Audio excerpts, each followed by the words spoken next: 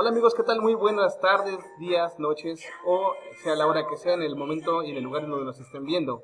Me da mucho gusto verlos el día de hoy en mi canal. Y bueno, pues vamos a seguir trabajando con la parte 3 de nuestro tutorial. Como podrán ver, aquí tenemos un vector. Tenemos el vector A, que tiene algunos valores: 14, 14, 15, 15, 15, 16, 17, 17, 18. Vamos a revisar algunos parámetros estadísticos muy comunes, aquellos que aprendemos por allá desde nuestra educación básica. Entonces, observemos lo primero, la manera en que se calculan de una manera formal, y después vamos a observar la función en R. Por ejemplo, tengo este vector de 9 elementos, pero si tuviera un vector más largo y quisiera conocerlo, pues una instrucción muy práctica es la longitud. Longitud del vector, length, y si le doy length de A, me va a decir que son 9 elementos.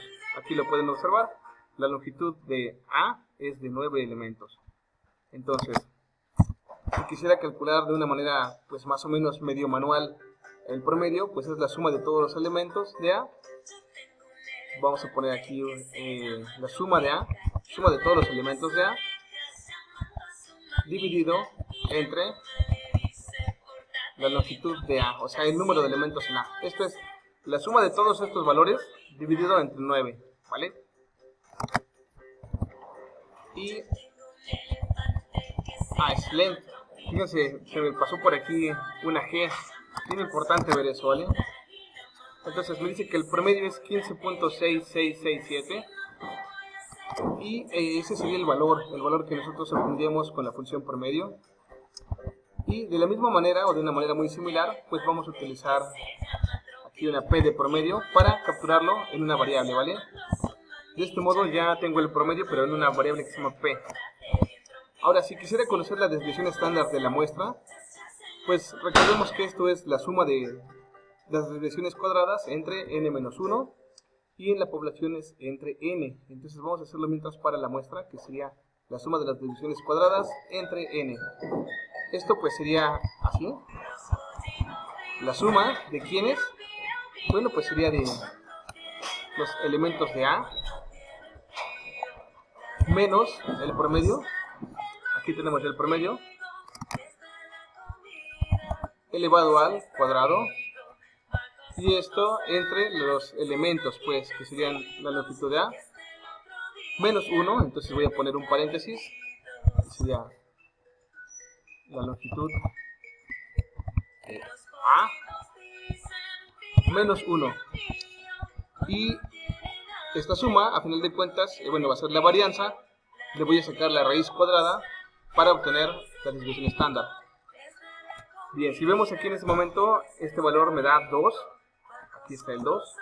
¿Qué es esto? Es la suma de cada uno de estos valores menos el promedio elevado al cuadrado dividido entre el número de elementos menos 1. Aquí está el número de elementos menos un elemento, que sería el grado de libertad. Ahora, si yo quiero conocer no la varianza sino la desviación estándar, pues tendría que elevar esto a la 1/2, es decir, sacar la raíz cuadrada, que sería nuestra famosa fórmula clásica de raíz cuadrada de la suma de los cuadrados entre n-1, y el valor de esto es obviamente la raíz de 2, 1.414, 2135, 62, 37. Entonces, esta es la manera en la que sacamos el promedio, la suma de todos los elementos entre el número de elementos, la desviación estándar de la muestra, que sería la suma de todas las desviaciones cuadradas entre n-1 elementos, lo repito, por el grado de libertad. Y bueno, la mediana pues sería contar el número de elementos que tenemos aquí. Son 9, como se dan cuenta en este momento ya están en orden, ya están del menor al mayor. Entonces son 9, en este caso es un número impar, por lo que el quinto elemento en ese orden va a ser el que representa la mediana. Entonces es 1, 2, 3, 4, 5, 5 elementos. Entonces aquí tenemos el número 15 como la mediana del sistema. Recuerden que es el valor por debajo del cual o por encima del cual se encuentran el 50% de los datos. Bueno, obviamente no debe de ser tan difícil calcularlo, porque recordemos que en Excel o en otros softwares amigables es muy fácil calcular promedios y calcular desviaciones estándar. Entonces hay una función para hacerlo, pero sí me gusta ver que se puede hacer de una manera manual, que se puede entender la fórmula, y para comparar los datos y saber algo que a mí, por ejemplo, siempre me llama la atención es saber si un programa me ofrece la desviación estándar de la muestra o la desviación estándar de la población y cómo convertir entre ellas, ¿vale? Entonces, procedemos. El promedio sería min. Entonces, min de A es 15.66. Aquí depende de cómo lo quieran redondear, si es 67 o 67 o 15.7. La mediana sería median de A. Y en este caso, pues aquí me da el valor de 15, ¿vale? Es exactamente lo que hemos comentado. Y la desviación estándar de A me da la raíz de 2, 1.414. Entonces, ahí estamos comprobando que los cálculos que se realizan mediante las fórmulas que aprendemos en la educación básica son exactamente los mismos que me da en las fórmulas de R. Bueno, ojo, muy importante, ¿qué es lo que pasa si yo tuviera la desviación estándar y quisiera la desviación de la población? En ese momento tendría que corregir mi desviación estándar de la muestra, eliminando primero este n-1 y después incorporando el n. Eso es la manera en que yo recomiendo hacerlo de este modo. Voy a hacerlo ahorita a mano, pues, entonces sería 8, porque es n-1, serían 8 valores entre 9, pero sin olvidar que todo eso está bajo una raíz cuadrada. Entonces, de hecho, aquí mismo la voy a aprovechar. Y de este modo corregiría la desviación estándar de la muestra a la desviación estándar de la población. Ahora, en lugar de dividir entre 8 datos, divido entre 9, porque en la población ya no tengo ese grado de libertad. Entonces, es aquella fórmula famosa de raíz cuadrada de la sumatoria de las desviaciones cuadradas entre n, ya no entre n-1. Y esto sería 1 1/3, ¿vale? Sería 1 1/3 a diferencia de la otra desviación, que es la raíz cuadrada de 2. Bien, entonces, en este momento estamos observando estos parámetros estadísticos muy básicos, pero que nos van a servir para una gran cantidad de cálculos. Y bueno, pues en este caso es un vector muy pequeño de algunos cuantos elementos. Aquí pues les comparto el dato. Este vector, así tal cual, es algo que se deja de tarea en primero de secundaria, pero pues nos sirve bastante para ejemplificar, ¿vale? Entonces, pues a veces nos hacen hacer esto a mano, bastante padre cuando tenemos que calcular la raíz cuadrada de 2 o algunos de esos datos sin utilizar una calculadora, solamente con nuestro papel y nuestra pluma. Y es muy padre ver que los resultados salen y que los números son exactamente los mismos. ¿Cuál es la complicación? ¿Por qué no lo podemos hacer así siempre? Aunque sería bastante bonito, bastante padre que lo hiciéramos. Bueno, porque existen algunos datos que de repente son pues, muchísimo más grandes que 9 elementos. Voy a desplegar aquí una variable que ya se encuentra precargada. Ahorita voy a hablar de estas variables precargadas en R. Por lo pronto voy a desplegar esta que se llama orange. Y si se dan cuenta, pues ya tiene 35 elementos, ¿vale? No es tan grande, pero ya 35 elementos, sumarlos y dividirlos con papel y lápiz, sí se podrían complicar. Bueno, Orange es un data frame precargado en R, que tiene el tipo de árbol, la edad del árbol y la circunferencia del árbol. Si lo voy analizando, me lo coloca como variables categóricas, el tipo de árbol, me lo pone 1, 2, 3, 4 y 5. Me da la edad de los árboles, hay edades desde 1231, 664, etc. Y la circunferencia de ese árbol. Más adelante veremos que existe una correlación entre la edad de un árbol y la circunferencia del mismo. Por lo pronto, quiero mostrarles otras variables estadísticas básicas como el máximo y el mínimo.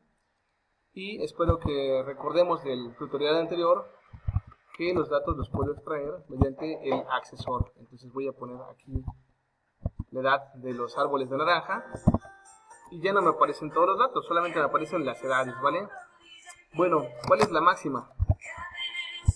La máxima edad de esos árboles es 1582 años. El árbol que más años tiene en ese set de datos es 1582.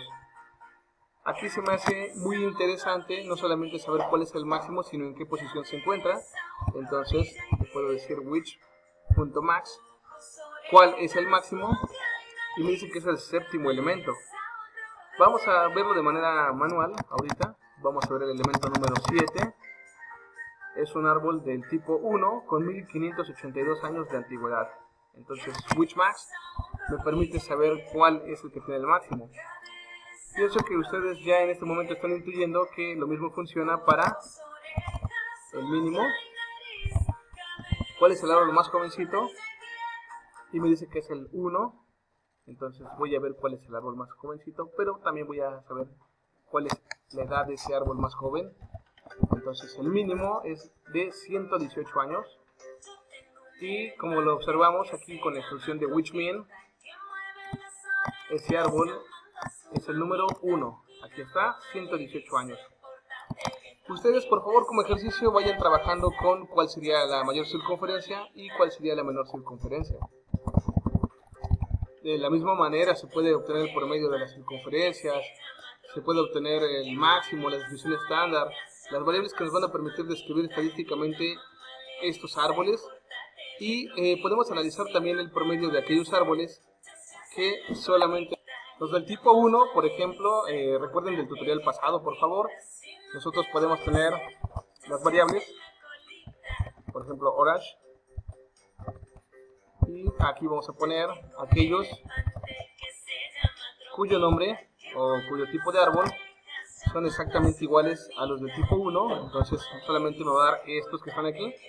Y de esta manera, si yo anido los operadores, por ejemplo la media de estos valores, o voy a poner por ejemplo de orange tipo 1 o T1, por ejemplo, o T1, va a ser esta variable en donde ya solamente tengo los árboles del tipo 1 y puedo poner la media de OT1,